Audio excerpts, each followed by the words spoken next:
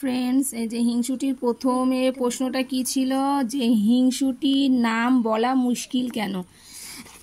তা উত্তরটা হলো, হিংসুটির নাম বলে ওই নামে যদি কোনো পাঠিকা থাকে তবে সে লেখিকার ওপর রেগে যাবে, এর জন্য হিংসুটির নাম বলা মুশকিল। হিংসুটির 2 নম্বর, হিংসুটির দিদি কেমন মেয়ে? হিংসুটির দিদি বড় লক্ষ্মী মেয়ে।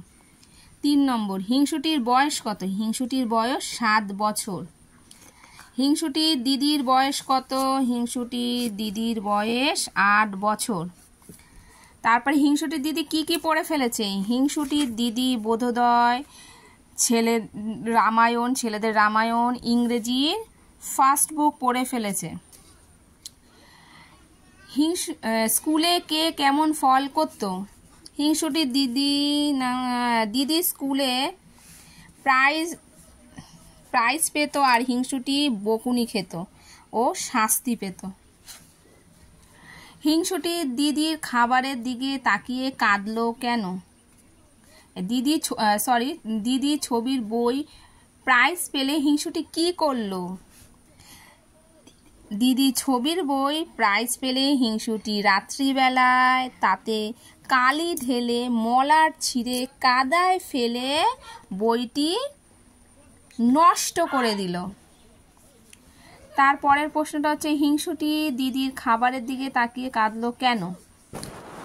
হিংসুটির মামা তার 2 বোনকে আদর করে রসমন্ডি খেতে দিয়েছিল। দিদির রসমন্ডিটা বড় হওয়ায় হিংসুটি দিদির খাবারের দিকে তাকিয়ে কাঁদলো। দিদির জন্মদিনে হিংসুটি কি করে? দিদির জন্মদিনে দিদির জন্য নতুন জামা কাপড় এলে হিংসুটি তাই নিয়ে চেঁচিয়ে বাড়ি মাথায় করে তোলে। একদিন হঠাৎ হিংসুটি মায়ের আলমারি খুলে কি দেখলো? একদিন হঠাৎ হিংসুটি মায়ের আলমারি খুলে দেখলো লাল জামা গায়ে, লাল জুতো পায়ে, টুকটুকে রাঙা পুতুল বাক্সের মধ্যে শুয়ে আছে।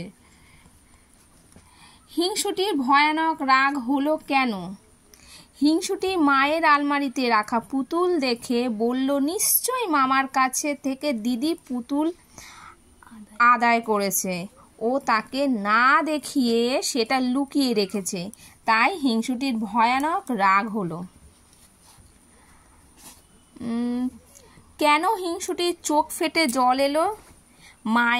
মায়ের আলমারিতে লুকোনো পুতুল দেখার পর যত ভালো জিনিস সব দিদি পাবে, এই ভেবে অভিমানে হিংসুটির চোখ ফেটে জল এলো।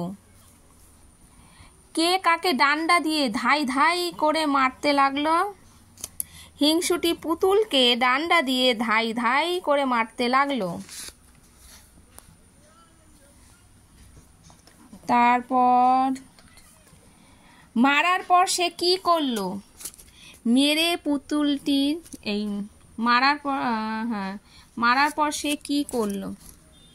মেরে পুতুলটির নাক, মুখ, হাত পা ভেঙে জামা কাপড় ছিঁড়ে হিংসুটি আবার সেটিকে বাক্সের মধ্যে রেখে চলে গেল। মামা কখন হিংসুটিকে ডাকতে লাগলেন? মামা বিকেল বেলায় হিংসুটিকে ডাকতে লাগলেন।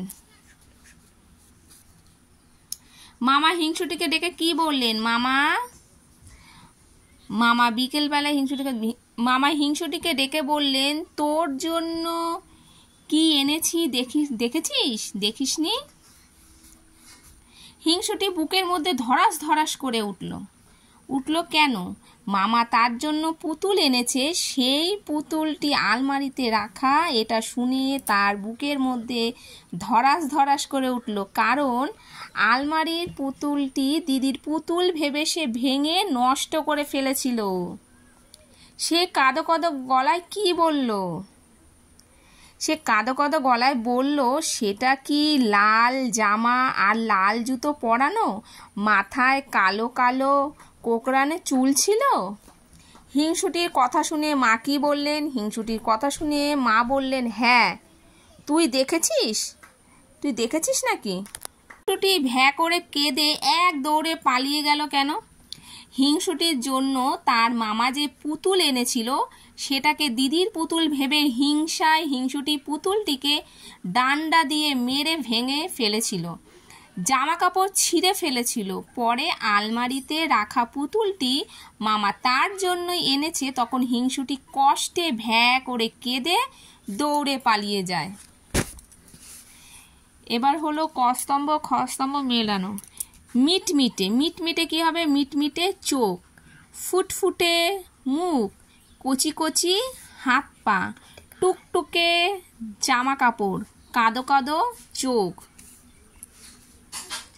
তারপরে দেখো, হিংসুটি তার দিদির খাবারের দিকে তাকিয়ে ভ্যাঁ করে কি করলো? কেঁদে ফেললো। সে একটা ডান্ডা দিয়ে ধাই ধাই করে পুতুলটাকে মারতে লাগলো। সে রাগে গড়গড় করে করতে করতে চলে গেল। শুনে ভয়ে হিংসুটির বুকে ধরাস ধরাস করতে লাগলো। সে কাঁদো কাঁদো গলায় বলল। সে খানিকক্ষণ ফ্যাল ফ্যাল করে তাকিয়ে এক দৌড়ে সেখান থেকে পালিয়ে গেল। এবার হলো বেবানান। দুষ্টু শান্ত হিংসুটে ঝগড়াটা, এখানে হলো শান্ত হবে বেবানান। বোধোদয় ছেলেদের রামায়ণ, রসমুন্ডি ইংরেজি ফার্স্ট বুক, সবই এগুলো বইয়ের নাম, কিন্তু রসমুন্ডিটা আলাদা, তাই হলো এটা হলো বেবানান। নাচতে নাচতে ফুফিয়ে ফুফিয়ে গলা ফুলিয়ে ঠোঁট বাঁকিয়ে, এটা হবে নাচতে নাচতে। মা মামা দিদি হিংসুটে, এর মধ্যে হবে মামা, কারণ সবাই এখানে মেয়ে, শুধু মামা একমাত্র ছেলে। বাক্স আলমারি মলাট পুতুল, সব থেকে আলাদা হচ্ছে এখানে পুতুল।